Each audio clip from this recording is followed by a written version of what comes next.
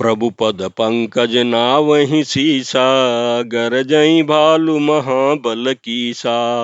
देखी राम सकल कपिसेना, चितई कृपा करि राजीव नैना। राम कृपा बल पाई कपिंदा, भय पक्ष जुत मनहु गिरंदा। हर्षि राम तब किन्न पयाना, सगुन भय सुंदर शुभ नाना। जासु सकल मंगलमय कीर्ति, तासु पयान सगुन यह नीति। प्रभु पयान जाना बै देही, फर की बाम अंग जनु कहि देही। जोई जोई सगुन जान की होई, असगुन भयउ राव नहीं सोई। चला कटक को वरनय पारा, गरजहि बानर भालु अपारा। नख आयुध गिरि पादप धारी, चले गगन मही इच्छाचारी। केहरिनाद भालु कपि करहीं, डगमगाई दिग्गज चिक्करहीं। चिक्करहीं दिग्गज डोल मही, गिरिलोल सागर खर भरे। मन हरस सब गंधर्व सुर मुनि, नाग किन्नर दुख टरे। कट कटहि मरकट बिकट बट, बहु कोटि कोटिन धावहीं। जय राम प्रबल प्रताप, कौशल नाथ गुण गण गावहीं। सही सकन भार उदारहि, पति बार बारहि मोहहि। गह दसन पुनि पुनि कमठ पृष्ठ, कठोर सो किमि सोहहि। रघुबीर रुचिर प्रयान प्रस्थिति, जानि परम सुहावनी। जनु कमठ खप्पर सर्प राज, सो लिखत अविचल पावनी। एहि विधि जाय कृपा निधि, उतरे सागर तीर। जहाँ तहाँ लागे खान फल, भालु विपुल कपि वीर। प्रमात सियावर रामचंद्र, शंकर जी भजो।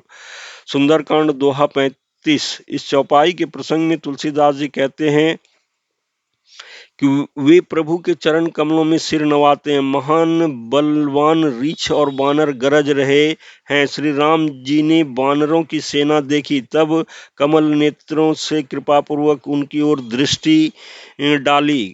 राम कृपा का बल पाकर के श्रेष्ठ बानर मानो पंख वाले बड़े पर्वत हो गए।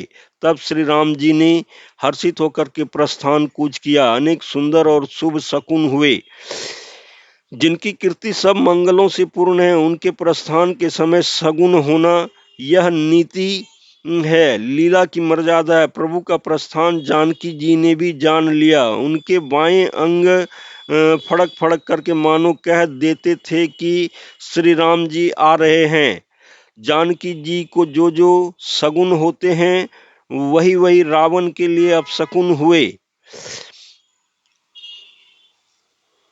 सेना चली, उनका वर्णन कौन कर सकता है। असंख्य वानर और भालू गर्जना कर रहे हैं। नख ही जिनके शस्त्र हैं, वे इच्छानुसार सर्वत्र बेरोक टोक चलने वाले रीछ वानर पर्वतों और वृक्षों को धारण किए हुए आकाश मार्ग से और कोई पृथ्वी पर चले जा रहे हैं।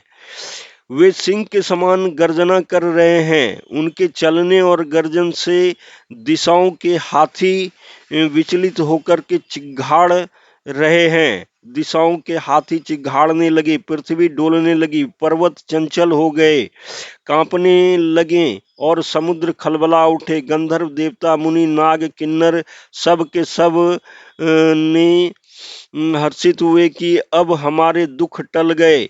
अनेकों करोड़ भयानक वानर योद्धा कटकटा रहे हैं और करोड़ों ही दौड़ रहे हैं। प्रबल प्रताप कौशलनाथ श्री रामचंद्र जी की जय हो, ऐसा पुकारते हुए वे गुण समूहों को गा रहे हैं। उदार परम श्रेष्ठ और महान सर्पराज शेष जी भी सेना का बोझ नहीं सह सकते। वे बार बार मोहित हो जाते हैं, घबरा जाते हैं और पुनः पुनः कच्छप की कठोर पीठ को दांत से पकड़ते हैं। ऐसा करते हैं अर्थात बार बार दांतों को गड़ाकर कच्छप की पीठ पर लकीर सी खींचते हुए वे कैसे शोभा दे रहे हैं, मानो श्री रामचंद्र जी की सुंदर प्रस्थान यात्रा को परम सुहावनी जानकर के उसकी अचल पवित्र कथा को सर्पराज शेष जी कच्छप की पीठ पर लिख रहे हों। इस प्रकार कृपा निधान श्री रामचंद्र जी समुद्र तट पर जा उतरे। अनेकों रीछ वानर और जहां तहां फल खाने लगे।